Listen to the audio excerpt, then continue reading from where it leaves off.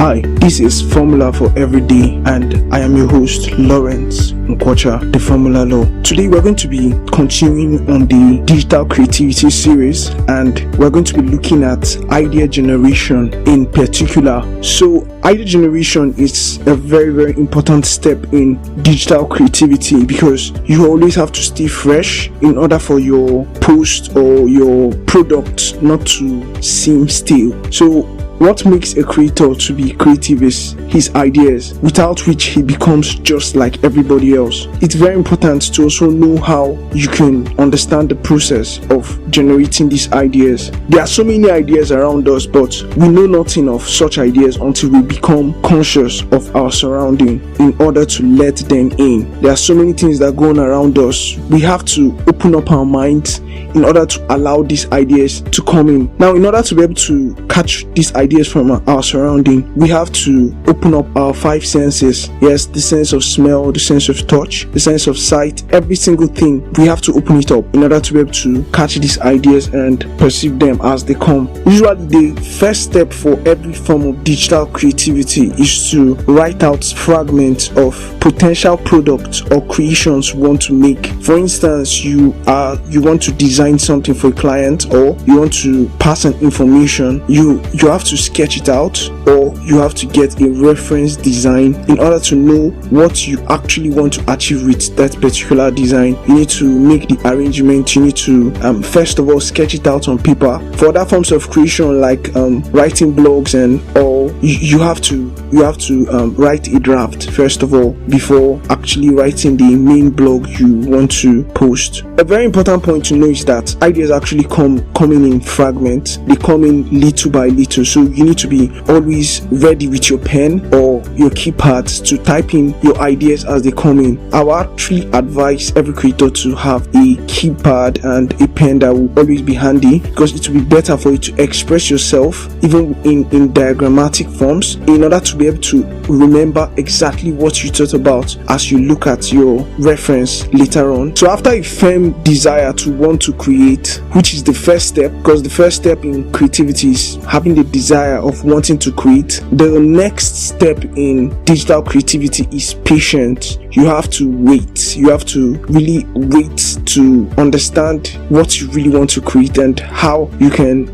merge up the pieces together. Idea generation is it's a simple process, but it's until you understand the process that you could be able to tap into the process at any single time. So at the beginning, you have to know what works for you as a person. I like to give this analogy of idea generation. So idea generation is like going on hunting. You are hunting for ideas. It's important for you to know it's not actually you that creates the ideas. You just catch the ideas as they pass by you. So you're going on hunting and you have prepared a trap. Consider the trap to be your mind. Your mind is a trap. You're ready to catch something, and so you make the trap and you place the trap. As you climb a tree and you wait, you're just waiting for an animal to cross the path and get trapped. Now it's very possible for you to set a trap for a grizzly deer, and all of a sudden a rabbit can get caught in that trap. But the cool thing about idea generation is that you don't need to worry. You could actually wait while the rabbit, or should we say while a small idea is trapped in the trap you've set.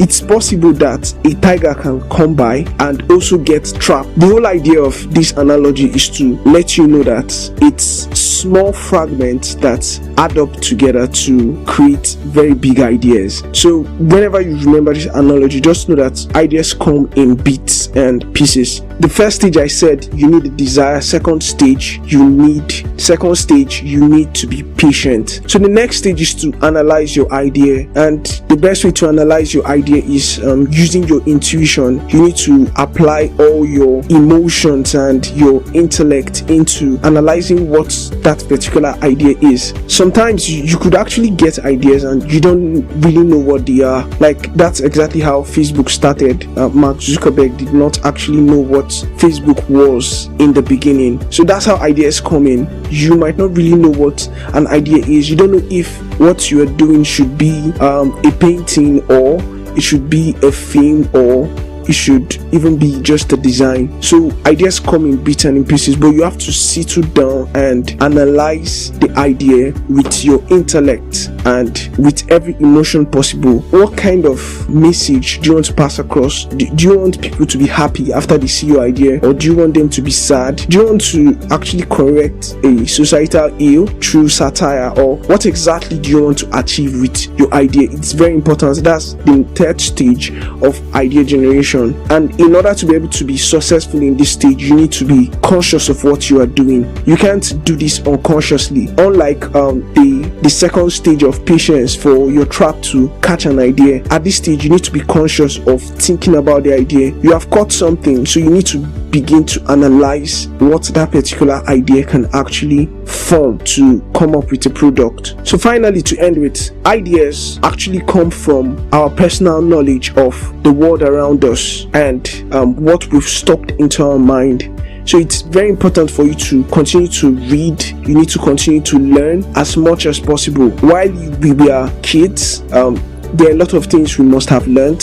There are a lot of things we must have developed passions for. So ideas primarily come from what we know as individuals and what goes on around us. So ideas are influenced by our environment and our upbringing. So the important thing is for us to always settle down and think, to take out time in a day to meditate. While we meditate, our mind begins to tap into what we know and we begin to generate what we can create. You see, we have been created in the image and likeness of the creator of heaven and earth, which is God, and he has made us to be able to create things. So we can leverage on technology today to be able to create products that will be helpful to our world in general, because our world in general is filled up of so much conflict. So we need to be creative to use the technology of today in order to be able to attend to certain problems. Some of the things that drain idea generation are negative emotions, including anxiety, anger, stress, and so much more. So